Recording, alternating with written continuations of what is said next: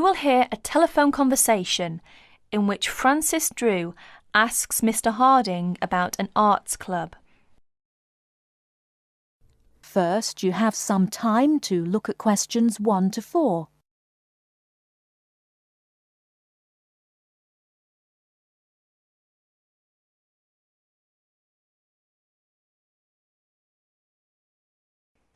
Hello.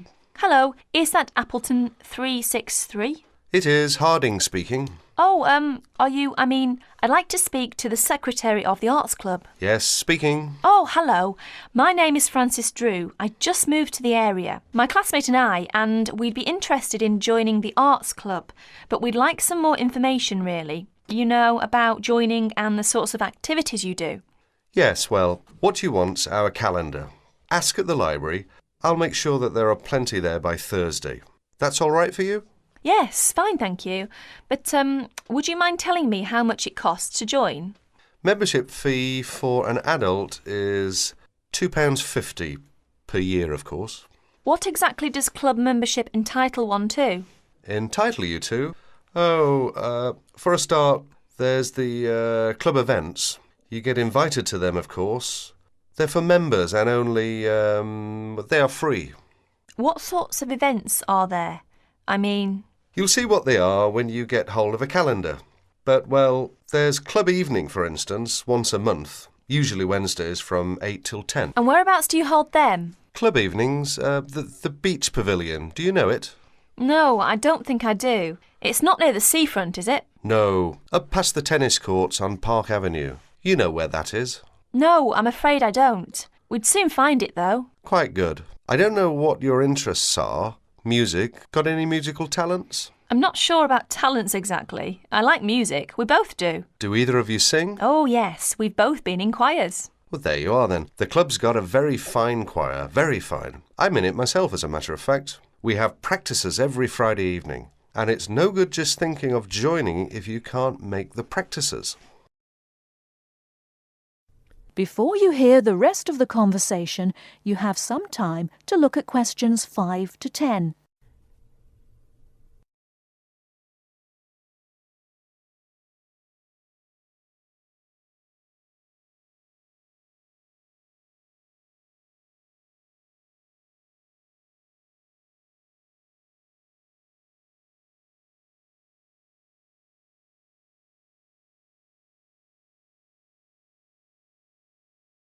Now listen and answer questions 5 to 10. What's the procedure? If we decide to join the choir or any of the other activities, how do we go about it? You can't get into the choir without an audition. As far as the other sections are concerned, members have to apply through the section's secretary in the first place. Yes, right. And the fee again, I've written it down somewhere. £2.50 each. And where do we send it? To you? No, I'm the secretary. It's the treasurer who deals with that. I'll give you his name if you want to write it down. Yes, please. His name is Hosegood. Hose and then Good. Yes. Initial P, address 3 Clay Hill, Appleton. Right. And it's all right to send a cheque? That's the usual, yes. Payable to Appleton Arts Club. Appleton, Appleton. Oh, and better put your address on the back as you're new. And incidentally, there's a newsletter out 3 times a year, just to keep club members up to date with what's going on. They're sent to everyone. That's good. Just one last thing. Would you mind telling me what the other sections are so that I can tell my classmate and we... The players, that's our act group I've told you. Choir, you know about. There's the gramophone circle, the music workshop, the literary and discussion group. Oh, that one meets in different members' homes. Then there's the studio workshop and, what have I missed out? Oh, yes, the art talks. That's the lot, I think. The Film Society. That's the other one. Got them all. Ah, yes, just about. Thank you very much. You've been very helpful. Not at all. Pleased to assist. And look forward to meeting you and your classmate at the club. Yes, thank you. Goodbye then. That is the end of part 1. You now have half a minute to check your answers.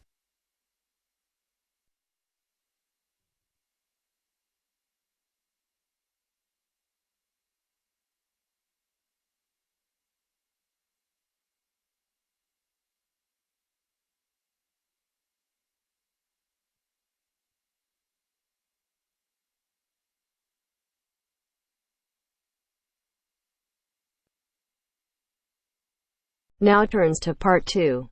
Part 2. You will hear a conversation between a travel agent and a customer.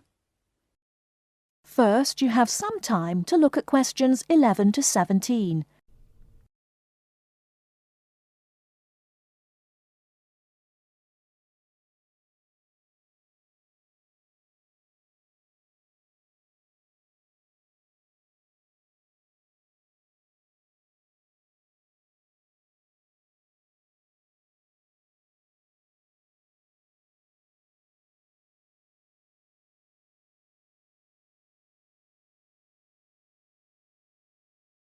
Now, listen carefully and answer questions 11 to 17.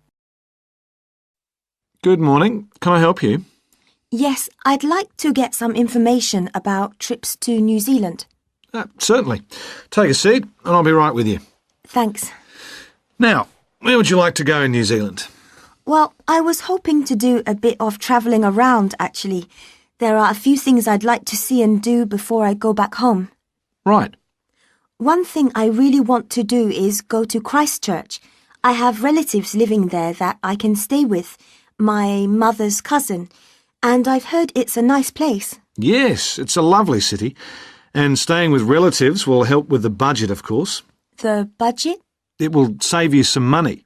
Oh, right. Well, I'm not too worried about that.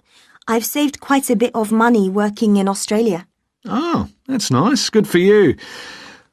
Well, you know that New Zealand consists of two main islands, the North Island and the South Island, and Christchurch is on the South Island. Is it? I was never very good at geography at school. Do you have a map I could look at? Sure. Here we are. Right, I see. And, well, then I'd also like to spend some time in Auckland, and maybe I could do an English language course there. Can you organise that sort of thing for me? Oh, certainly. We'd be happy to arrange that. But bear in mind that Auckland is in the North Island. OK. And I'd also like to do some skiing or maybe even some snowboarding. I hear New Zealand is a great place for that. Yes, absolutely. But you should go to Auckland first for your studies, and then you can get the ferry across to the South Island and take the bus down to the snow. Oh, I don't like boats very much. I'm not much of a sailor. I think I'd prefer to fly. Right. What about joining a walking tour? That could be really fun. Not sure about walking, but joining a tour might be a good way to travel because then I might make some friends my own age.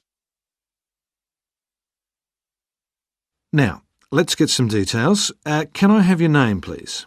Yes, it's Su Ming Lee, but you can call me Sue. OK, Sue. And what's your address here in Melbourne? I'm living with my aunt in the suburb of Kew. It's 29 Lock Street. That's L-O-C-H, not L-O-C-K. Do you have a phone number that I can get you on? The best thing would be if I give you my mobile. I always have it on me. It's 0402 558 992. OK. And when do you want to travel? Because you'll need to be down south in July or August. Oh, yes, of course. That's winter, isn't it? So I better go to Auckland in May. Yes, let's say departing from Melbourne on the 1st of May, that's a Saturday, and then you could begin your course on Monday the 3rd. That sounds great. And how long would you like to study for? A month, 2, 3? What do you think? Well, I'll probably need more than a month. what about 8 weeks until the end of June? Fine. I'll see what I can do. Oh, and how would you like to pay for this? On my Visa card, if that's possible.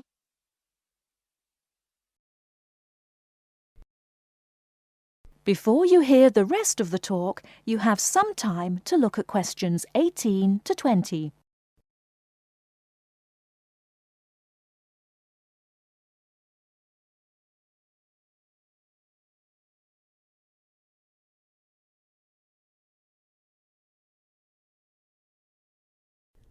Now listen and answer questions 18 to 20. Hello, Sue. It's Angelo from Cosmos Travel here. I've booked your flight and I've found you an English college called the Harbour Language Centre. Great! Where exactly is that? Well, have you got that little map I gave you yesterday? Yes? You see where the harbour is with the 3 wharves and the water? Yes. Got that? OK, there are 2 parallel streets. Quay Street, that's Quay, and Customs Street. The building where the college is located is on Quay Street, opposite Prince's Wharf. Right. Got it. And what about accommodation? Well, I've booked you into a hotel for the first 3 nights, and then the accommodation officer will find you a family to live with. Good. And where's the hotel? It's a short walk from the college, on the corner of Queen Street and City Road. Which corner exactly? On the left-hand side as we're looking at the map. OK, near the little park. Yes, that's right. And what about a good bookshop? I'm going to need to buy a dictionary and some English books. Yes, well, I believe there's a really good language bookshop on the corner of Customs Street and Queen Street. It's near the college, so that's pretty convenient. Thank you so much. You've been really helpful. That is the end of part 2. You now have half a minute to check your answers.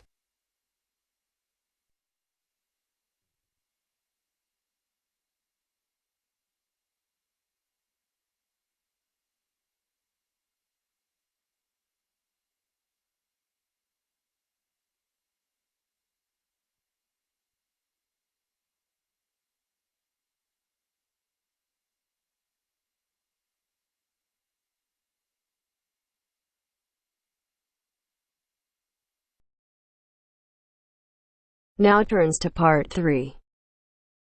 Part 3. You will hear a discussion among 3 students who are organising an international film festival at their college. First, you have some time to look at questions 21 to 24.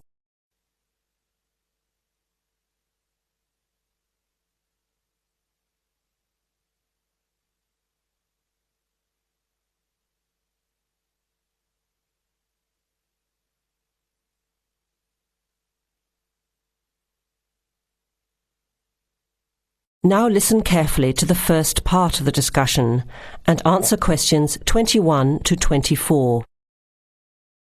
Thanks for coming to this meeting on such short notice, Anna and Veronica. It looks like we have just become the organising committee for this year's International Film Festival. We've all just met, so perhaps we should start by an introduction with a bit of background from each of us. OK, I'm Anna. I finished 3 years of a languages degree in Sweden, where I come from. This year I decided to study overseas to get to know a different part of the world. I'm also a big fan of European cinema, especially French and Italian. Those are the languages I majored in, along with English. To me, film is a great way to learn about the rest of the world.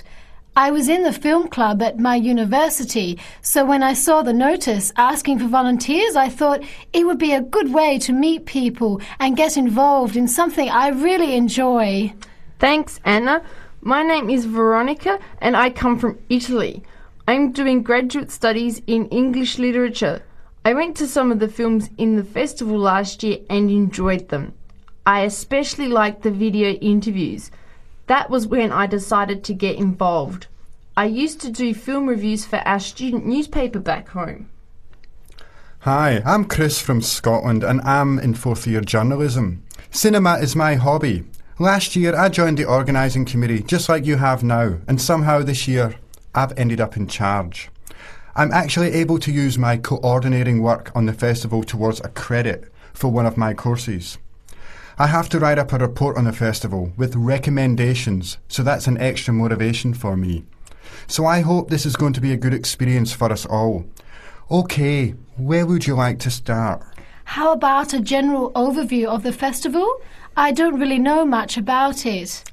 Well, the film festival was started by International Student Society 5 years ago and has grown every year. It is held over 4 nights during study break, Wednesday to Saturday. Normally we show 3 films a night. Last year we tried to choose films from different parts of the world that fit together in some way, maybe a similar theme. Or we could feature a type of film like action films or science fiction. Now you have some time to look at questions 25 to 30.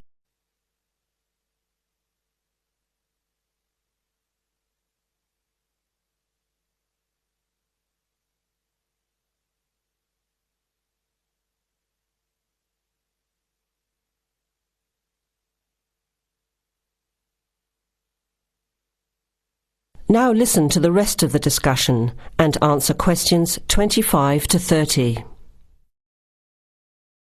Who picks the films? It's up to us on the committee to decide. You mean we get to pick all the films ourselves? What a hard decision. There are so many to choose from. Well, that's the fun part. We have this catalogue of independent distributors. The films are listed by language and have a short summary.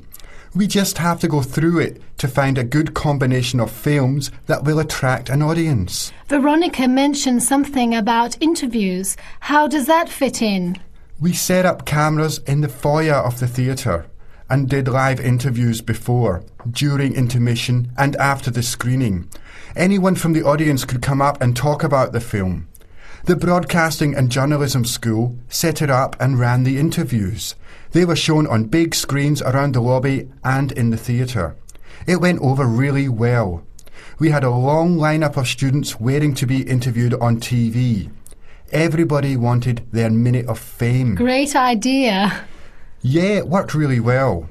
We should certainly do something similar again. Maybe even develop the idea further, like a website with audience reviews and discussion, so we can get as much participation and involvement as possible. Hey, that's a good idea. Can I ask a question?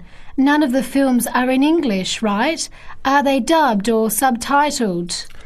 Well, we do occasionally choose a film in English, but only from unusual places where the dialect is so strong they sometimes need subtitles, like the Caribbean or even Scotland. The majority of films in the festival are foreign language, dubbed in English. We've learned from experience that students don't like reading subtitles. Maybe they read too much already. Whatever the reason, the subtitled films get smaller audiences, so we avoid them as much as possible. So how large an audience can we expect, and how much does it cost to get in? It costs $5 per film or a $20 pass for the whole event. All 12 films for the real movie fan. We would have broken even last year, except for a bad storm on the Friday night. We almost had to cancel the whole thing. But overall, we had a good turnout. More than 2,000 people in 4 days. Oh, that's what I was wondering about. The financial part. Where does the funding come from? What kind of budget do we have? The festival is subsidised by the Student Council. We generate money through advertising and through admission charges. We'll go over the budget in details a little later, but we've got lots of work to do in the meantime. I guess we have to start pretty soon. Well, I think by the 1st of March at the latest. We need to select all the films. Then we have to find some advertisers to sponsor the event. That shouldn't be too hard. We'll just start with last year's list. Our deadline for that should be the middle of March. By the end of March, we need to design the programme. Then we can get posters made up and distributed in April. Like you said, we need some clever promotion, something to generate interest and get people talking. We have 4 months to get ready. It should be enough time. OK, where do we start? Let's start by talking about films, since that is the best part, and see what we come up with. What was the best film you saw last year?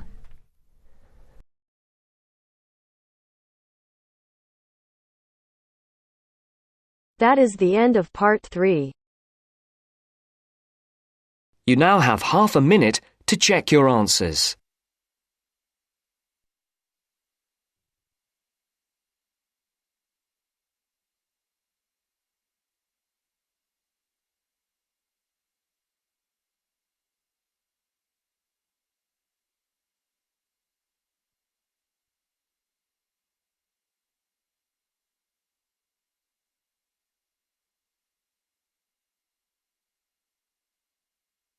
Now turns to part 4.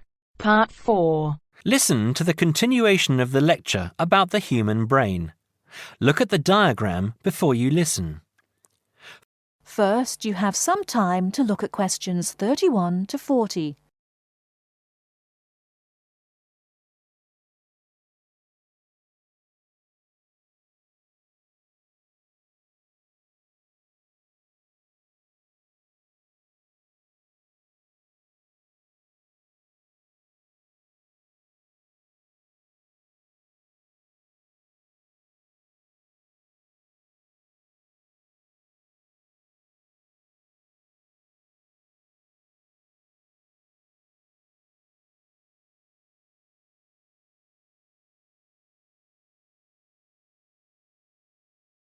Now listen carefully and answer questions 31 to 40.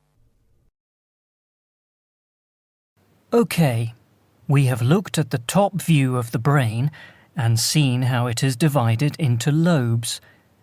Now we are going to look at a more complex diagram of the centre of the brain. I will briefly go through some of the important parts that make up the brain and then talk more about what each does. First of all, you can see that by far the largest part of the brain is the cerebrum, and it is made up of the 3 lobes we have already talked about.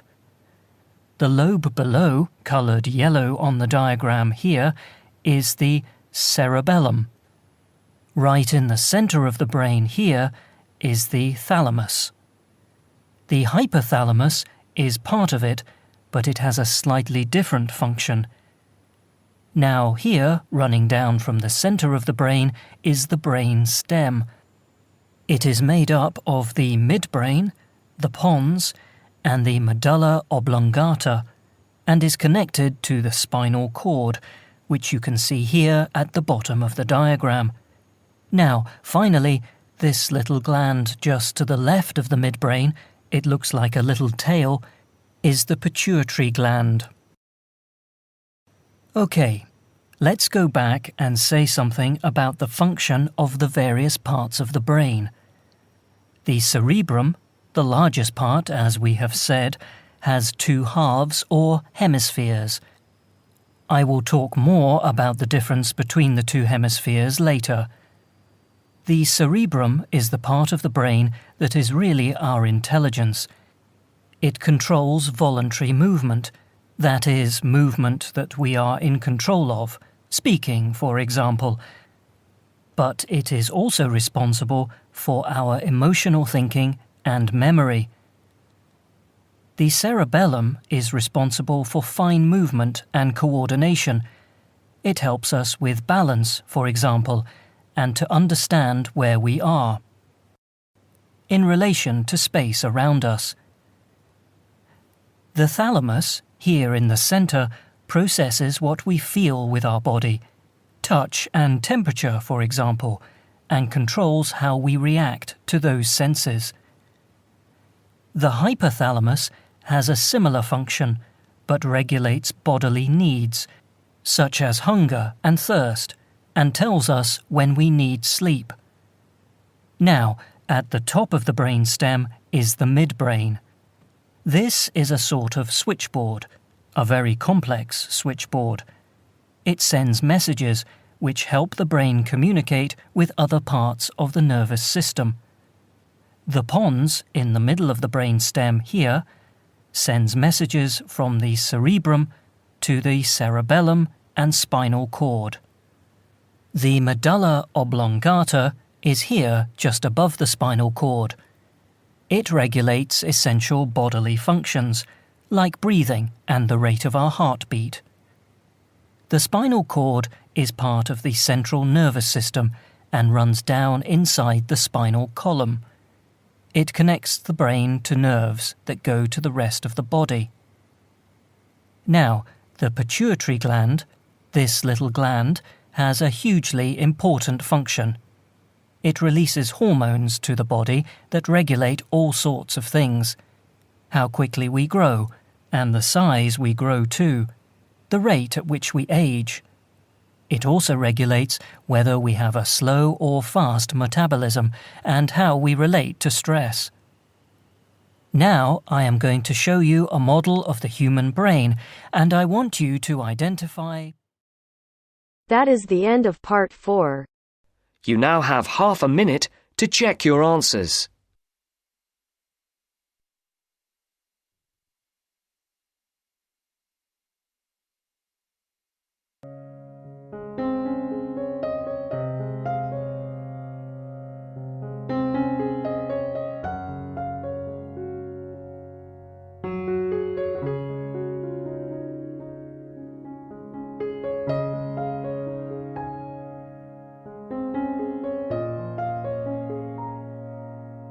That is the end of the test.